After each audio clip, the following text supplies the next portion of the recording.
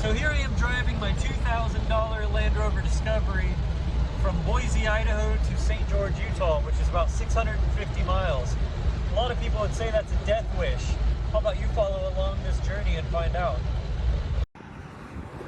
Well, here's a familiar sight.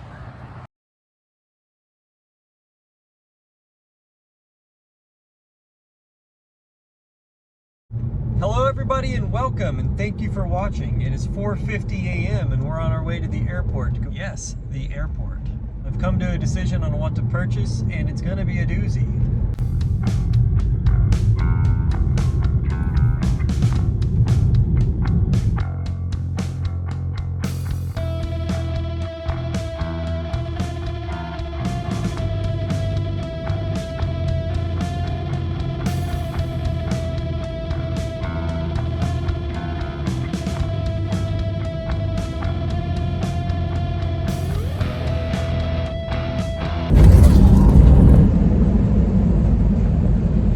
We're here in Boise, Idaho. I finally met the vehicle that I flew all this way for. Welcome to the cheapest running Discovery 2 west of the Mississippi.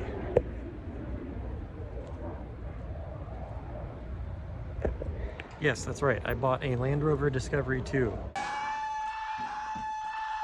A lot of people are screaming. A lot of people are going to start typing on their keyboards in the comment section right now. Well, too bad. I got one, and I paid less than $2,000 for it. And we're gonna now drive it 600 miles. Now, I just did the first pit stop. And refrigerant, icy hot. We're gonna need both those things on this trip. Let's check out the truck. So it's a 1999 Land Rover Discovery 2 with a 4.0 V8. The outside is better cosmetically than the inside, and I paid just $1,850 on this project.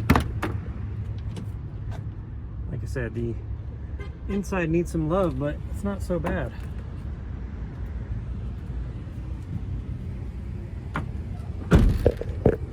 Has some mix match seats. Let's zoom out here. Gray interior. Rover quirks.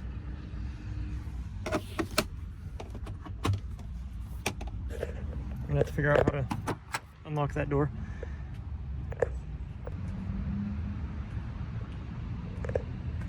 All right, let's recharge the refrigerant.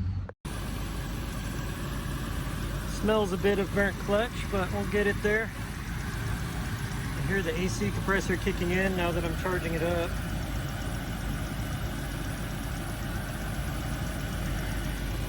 I'm gonna fill it up with some refrigerant now. Look at that.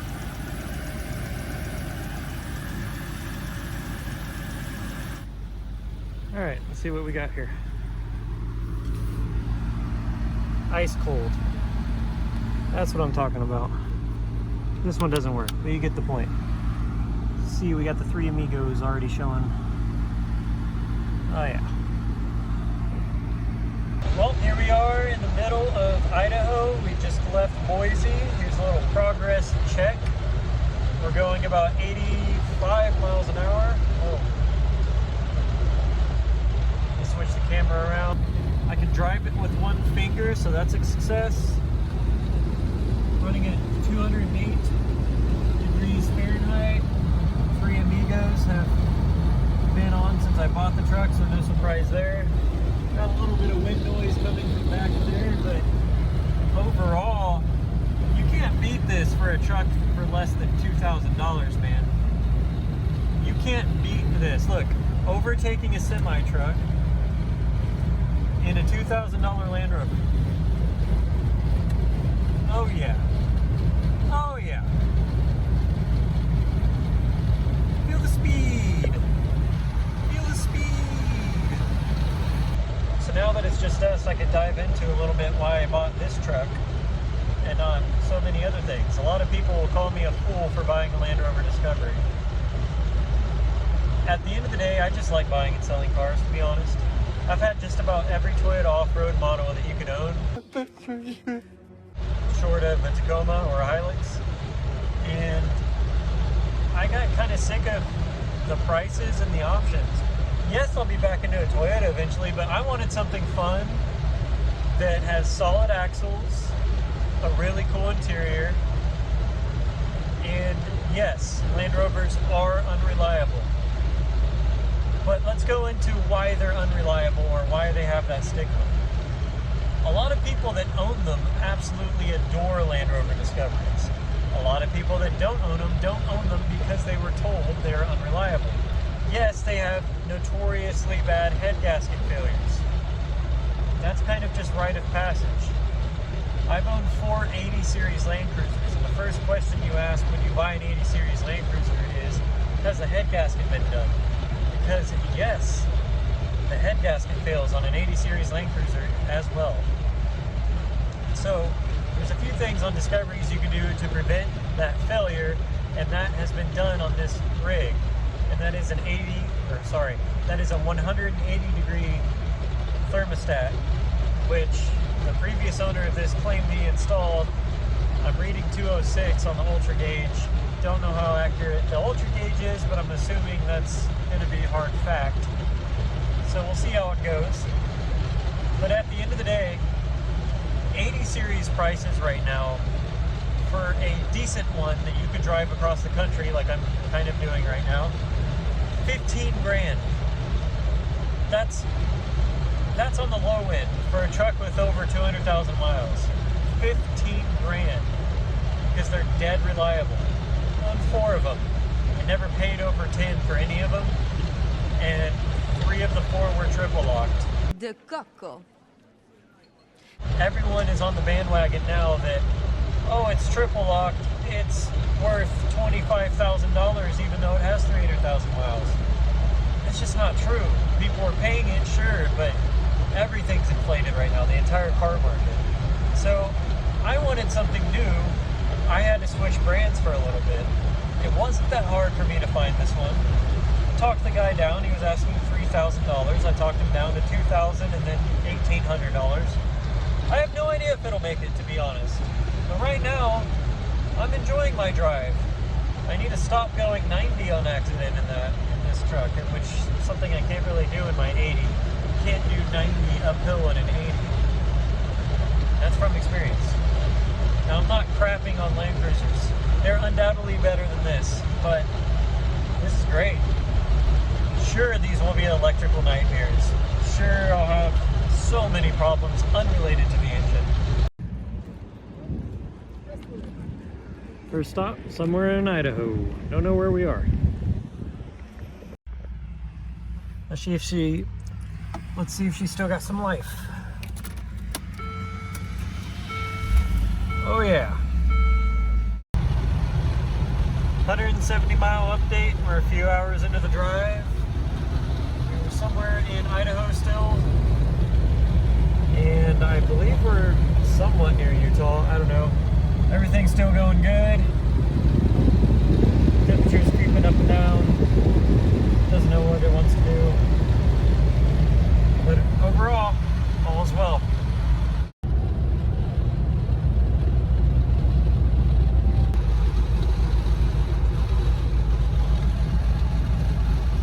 We've successfully made it to Utah. We're about halfway done with the drive, I believe. We've gone 262 miles, so a little less than halfway actually. I've not gotten gas yet. It doesn't look like I need it until we hit North Salt Lake, so we're gonna try to hold off for then, but the drive's been great. This is actually a great road trip companion. I mean, besides the atrocious wind noise coming from somewhere back there, it's smooth. It rides so smooth. I keep accidentally going 90 miles an hour.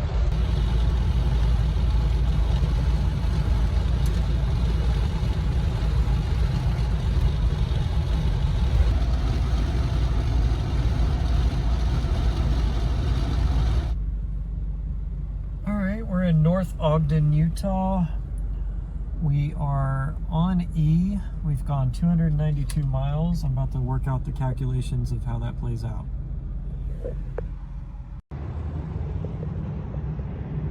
Pickles.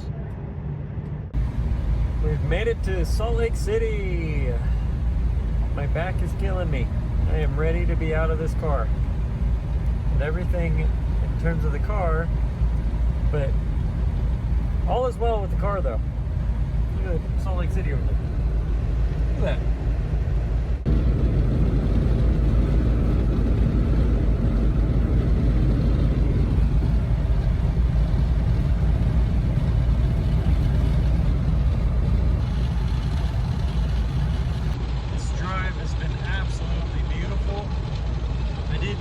Quite a bit of back pain, but that's not the car's fault, that's my fault for years of not taking care of my health. But I adjusted the seat and it feels way more proper having the seat back straight up and down like this. I feel like I'm driving in it, and it significantly reduces my back pain sitting in proper posture. So should have did that years ago. But check out this view. This is how it looks to drive a Discovery.